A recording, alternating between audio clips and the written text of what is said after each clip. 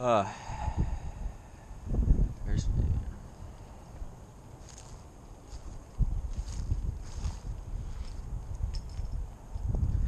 is my baby 2014 Veloster Turbo R-Spec, full bolt-on, methanol injection.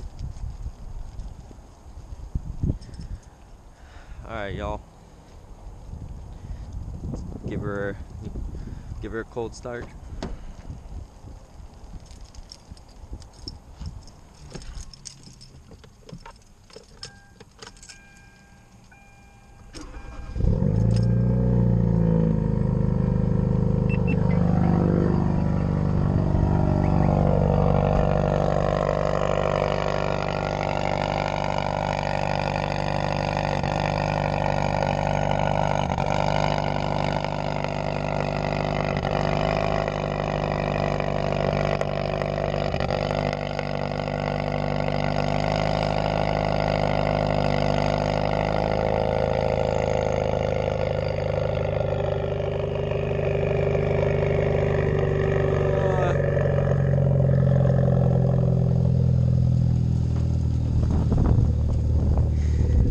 God, this car is insane.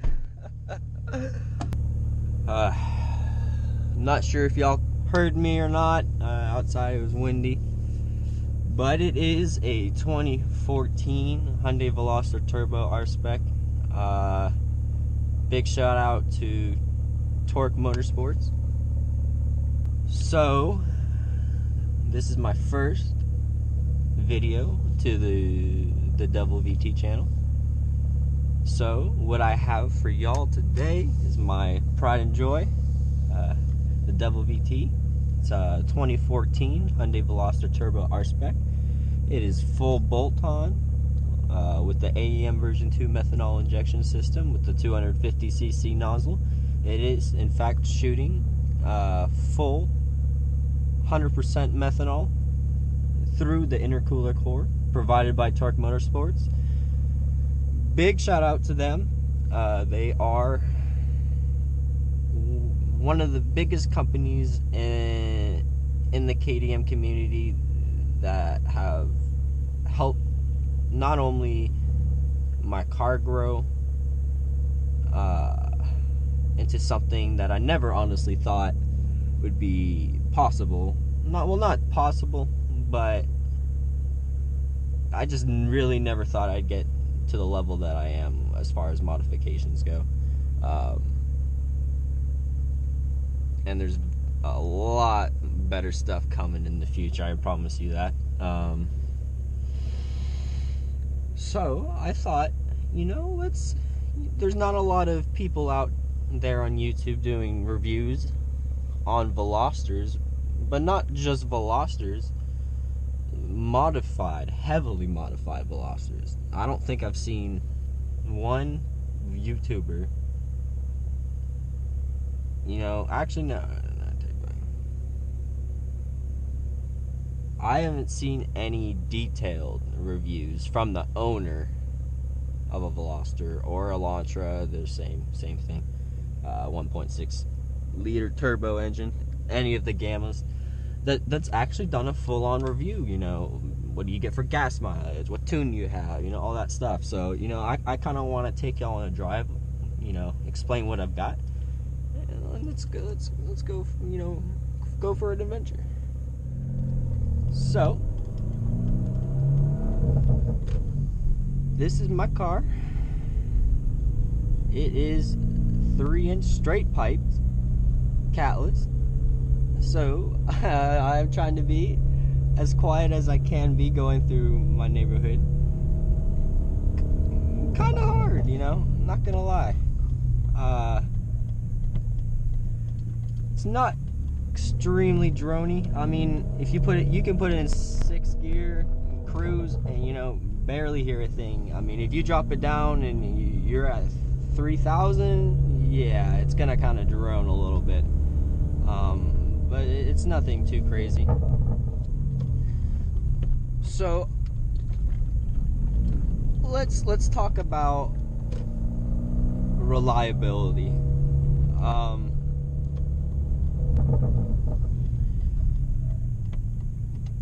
So when you speak reliability, okay, you have to understand, especially with these Gamma motors, especially the early model 2013 Veloster turbos to be exact, okay, you can check all the forums, check a lot of people, what they comment about it, and those motors are what I like to refer to as glass. And what I mean by that is it's very, very weak, okay? So Hyundai had a big recall problem with that, with those motors, the early 2013 Veloster turbo motors, Gamma motors. And they had a lot of problems of rods getting thrown out, pistons cracking, breaking. So in 2014, they decided to upgrade those specific components that were failing in the early 2013 models. And okay, that's a bunch of traffic. Let's go the back way. And they decided to upgrade the internals. So 2014 and up, supposedly they have stronger internals. This car, as far as reliable, at its state, which is full bolt-on, intake, downpipe, intercooler, blow-up valves, HGS racing spark plugs, 2015 injectors, upgraded fuel pump, DW65C, upgraded stainless steel fuel lines, AMSOIL, 5W40 weight, methanol injection. It's tuned by Tork Motorsports. I've really got to say, shout out to my people at Tork Motorsports. At Tork Motorsports, John and Matt over there, man, y'all are doing great things. Y'all have, their customer service is outstanding. They know where it's at. I couldn't be happier with how my car has been with their tune. Got some coppers. The car has been outstanding. I've had, I'm not saying I haven't had any problems with it, because I really have. Okay, I'm about to unplug this.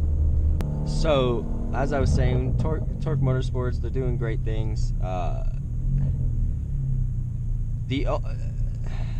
The problems I've had, as you can start seeing, I don't know if y'all can see a little red light on the bottom right hand corner, but it's an airbag light, so it goes on and off, it flickers sometimes, so that lets me know that it's most likely a sensor that's probably loose or something's rattling around that it shouldn't be. You gonna let me over?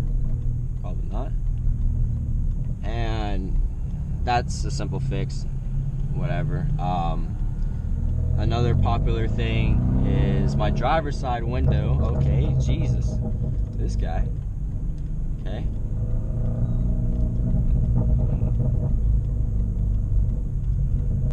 God, go, Jesus. Give it a little swooper.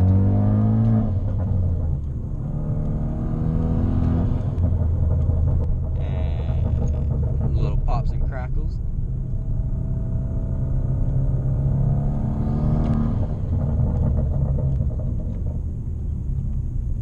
Oh man, couldn't beat him to it.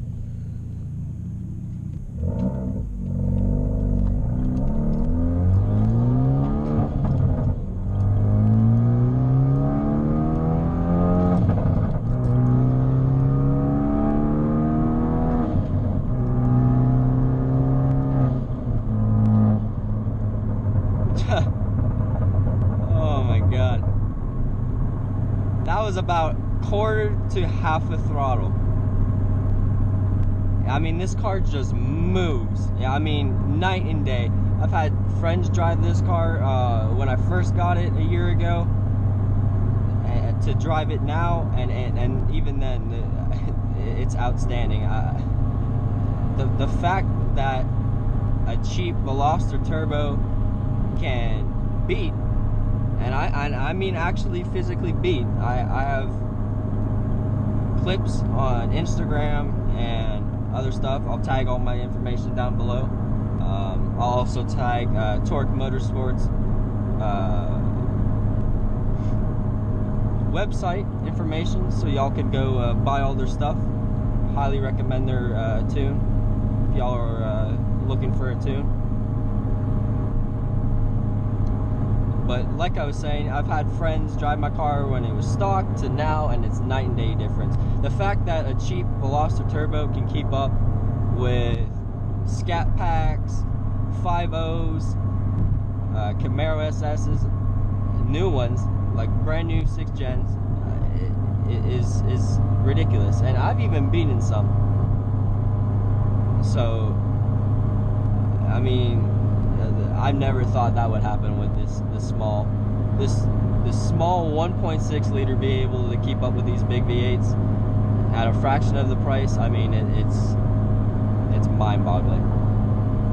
Technology has come so far that it's unbelievable the stuff you can achieve with, I mean,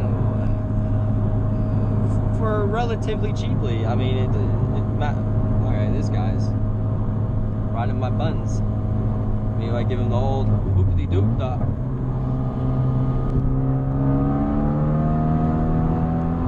Just full throttle. And we're, I mean, that easy.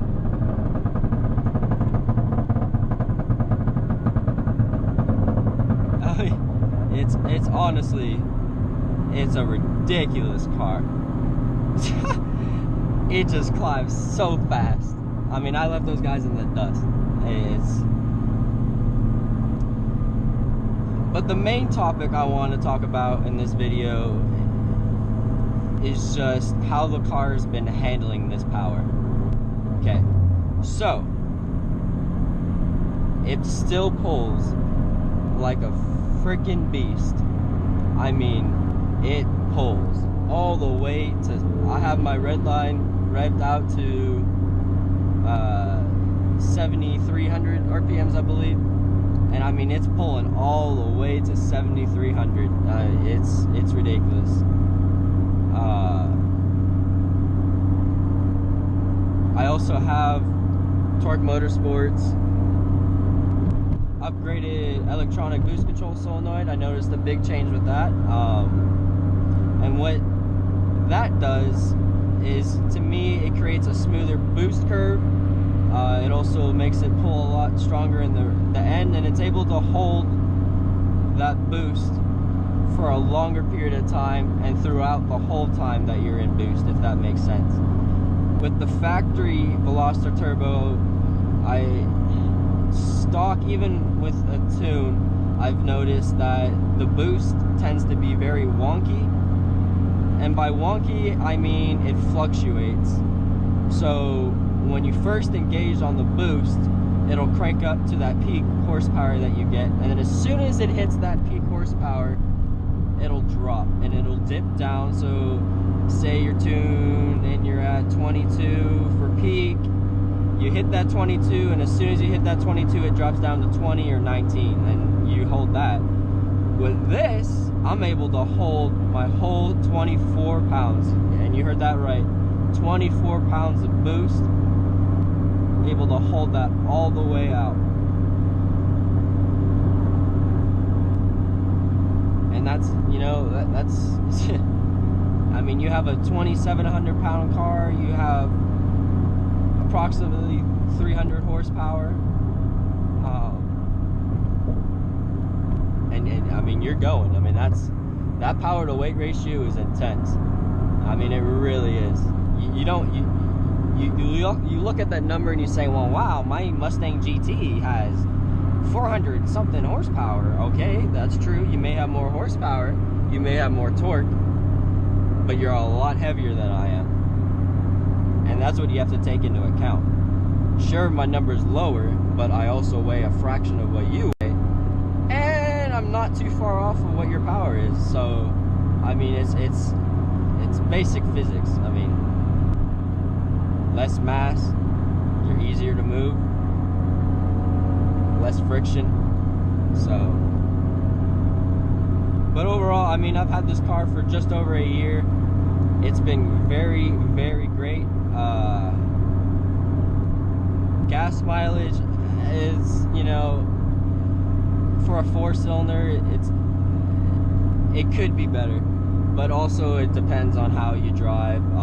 I tend to have a pretty heavy right foot, so it doesn't necessarily work out too well as far as great gas mileage, although I have taken trips and I've been able to get kind of mid to high 20s on the highway, which is very good for, you know, the car at its current state, which is what I've described with the modifications before. I need to get over. And, you know, I'm getting it says 19.2 right now for my average, you know, and I've been driving kind of hooning around a little bit, so, you know, I'll take it. That's still not too bad. I don't know if y'all can hear the aggressive pops. See if I can downshift it real quick so y'all can hear it.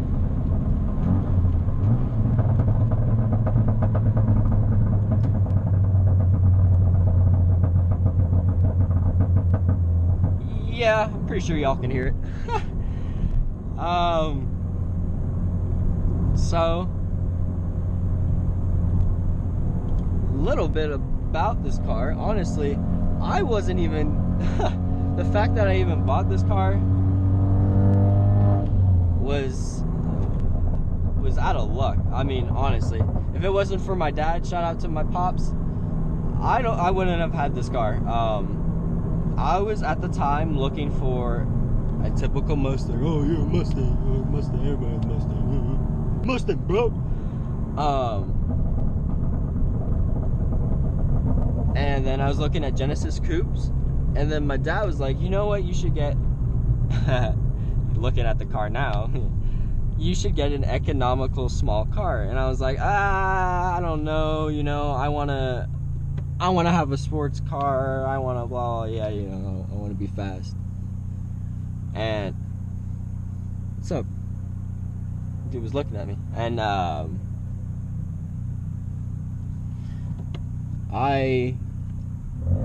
Dad sent me a link to this one, and I was like, you know, whatever, I'll go look at it, we'll see what's up.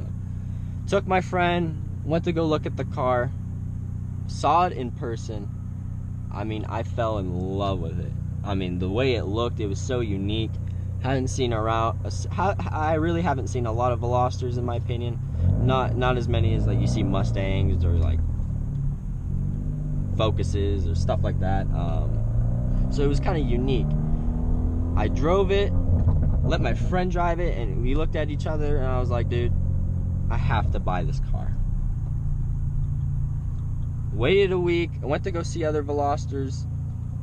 My dad's like, you still think about that black one? And I was like, yeah, I really like that one. It just felt right. It was a good price for the mileage that I bought it at. And I was like, all right, have to go buy it. Bought the car. Said I'm gonna keep it stock. That didn't last very long. It took 3 days. 3 days, and I was already buying bolt-ons for the car. Go figure. Immediately started. Was running stage 2 for a while, which is catless intake, catless downpipe intake, spark plugs, and a couple other things. Then I upgraded to stage 3 with the intercooler, with a methanol injection kit, upgraded fuel pump, fuel lines, whole 9 yards.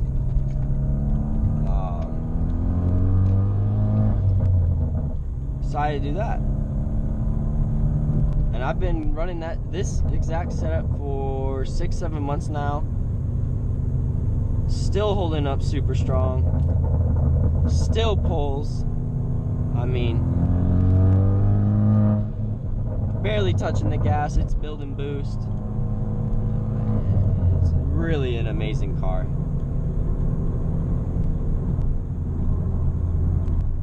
You know what? I'm right next to a gas station. You know what? I'm right next to a car wash. Let's go take her out and get her wet real quick, so y'all can see what she looks like when she's actually washed.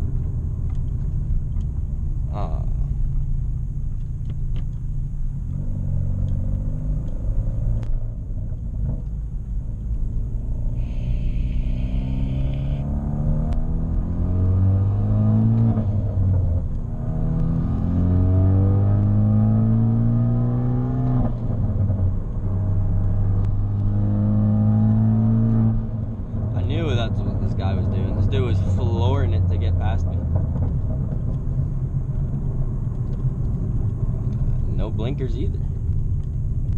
What the fuck are you doing, dude?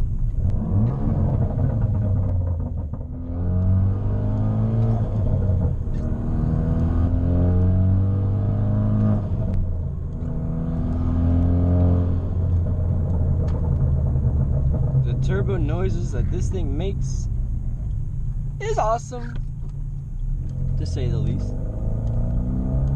It's got a Turbo Smart VV Port Pro blow valve on it.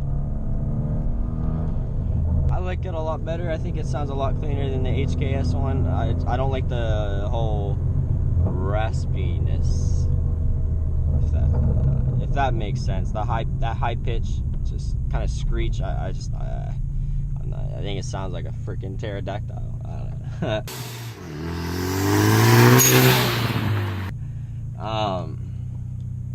The gauges you're seeing right here, I have hard gauges, obviously. This one shows my boost, my oil pressure here, and then my air fuel ratio on the top left.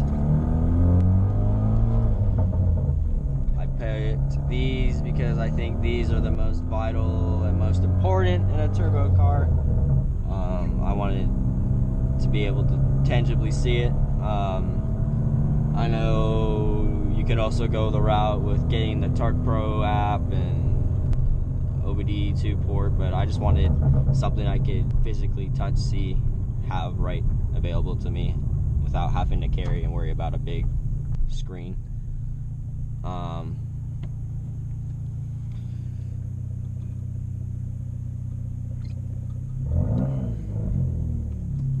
Now people say, why did you pick the manual over the DCT? Okay. 2 or 3 main reasons. One, I've always had a manual car, so it's just more of a natural feel to me. I prefer changing the gears. I prefer driving with the manual. People say, oh, what about traffic? And where you sit with the clutch? Blah, blah, blah, blah, doobity-doo-doo. Alright, well, I don't really care. I mean, honestly. I've driven the automatic DCT. There's also an regular automatic version. By DCT, I mean dual clutch transmission. The problem with those is it's a lot harder to make power. You need the stock dual clutch transmission is very weak when it comes to adding power, whereas the manual transmission, all you need to do is a clutch, flywheel, and you're set. You can run the stock transmission up to 500 wheel if that's what you so desire. You can handle it. I have noticed one thing since the power upgrade. I'm still on the stock clutch and flywheel. I can notice it's starting to kind of give out a little bit.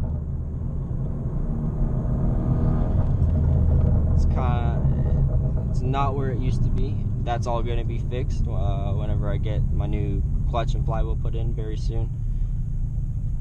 So I'm not too worried about it. I can deal with it for a second. It's not detrimental.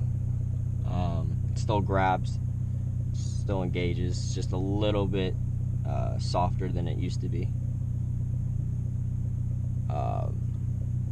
As far as maintenance, I've done routine oil changes. I've been kind of switching up my oils, testing out, see how the Veloster does. I can tell you this right now. If you don't already have catch cans on your car, oil catch cans, go put them on. Go. You can go and buy the expensive $300 ones. I don't feel like that's necessary. As long as you have a baffled oil catch can, you're fine. I mean, they all work the same. You're pretty much just paying for name, in my opinion. You may have a different one, that's fine. I'm just telling you how I feel. I have 2 catch cans, especially in the Veloster. It's very important to have these catch cans because you have all this nasty fuel and oil deposits and etc. that if you don't have these catch cans will run right back into your intake stream, clog everything up, and just, it's just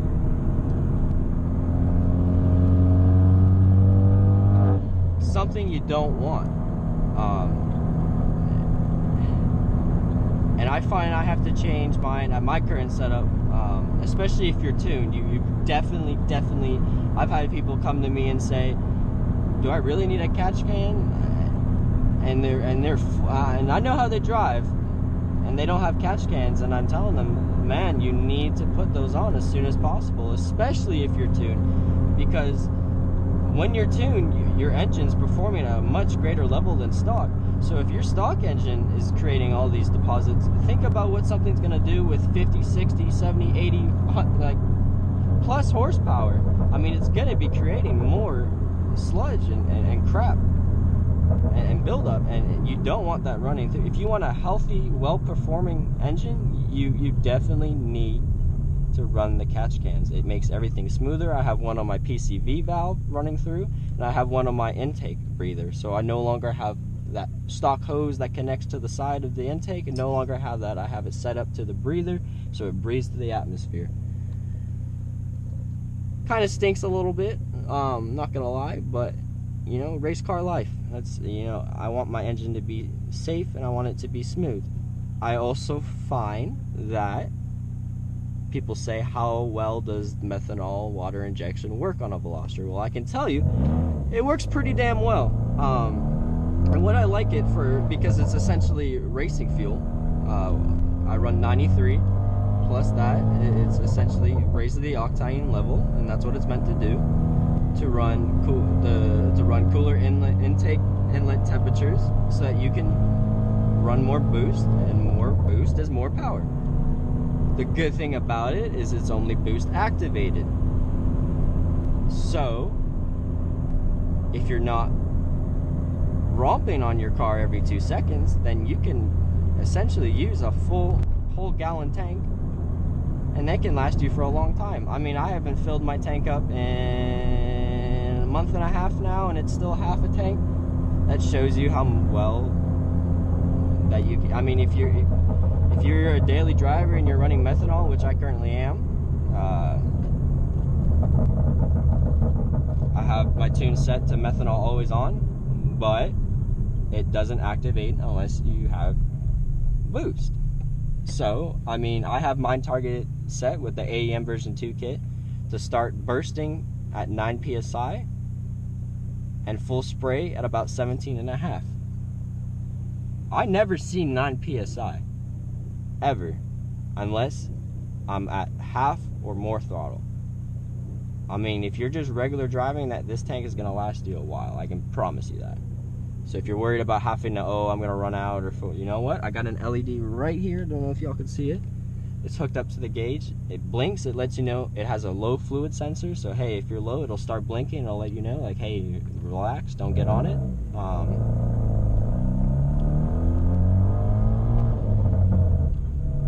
And, you know, it's another visual aid to let you know, hey, you're going to be good.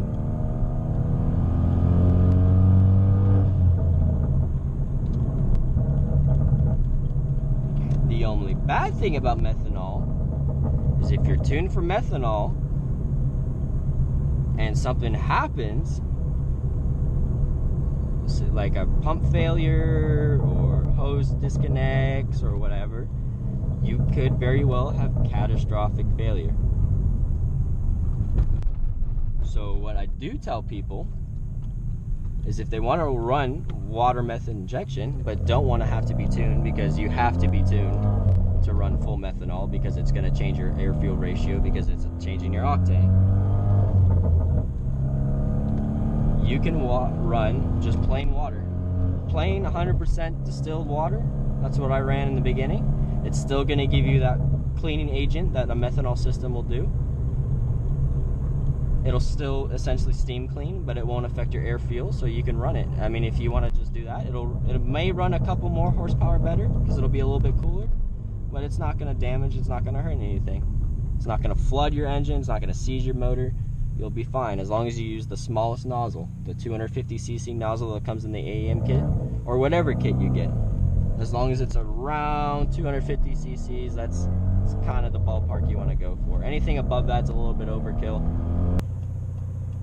Overall, this car has been extremely great to me. Besides the small kind of electrical issues that I've had, the car has been very outstanding to me. I want to provide y'all with the best content possible. I know I'm shooting from a GoPro. I'm new. I'm trying to learn. I'm trying to grow with y'all, but I really want to create content that y'all will enjoy. There's not many people documenting their cars at an extremely modified level, and I want to be that one to kind of show and inspire people that, hey, you really can do it. It is possible. Here, I'm doing it. Let me give you the necessary guidance so I can get you there, because that's just who I am as a person. I always want to make my peers succeed and gain as much knowledge as they can. That's just who I am as a person. So if y'all have any questions about your car, you need help, you have a problem, you need help diagnosing. I mean, I've worked on this car. Everything I've done to this car has been done by myself. So I've had my fair share of experience with it. So I know if there's a weird sound, if it's driving weird, if it's not right. I picked up on these things, and you tend to do that once you work and drive and had your car for such a long time. You can tell when something's not right. So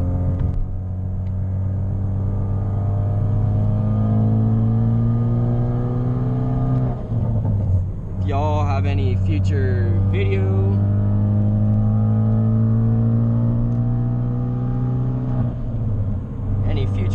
ideas or suggestions, you can go ahead and either comment below,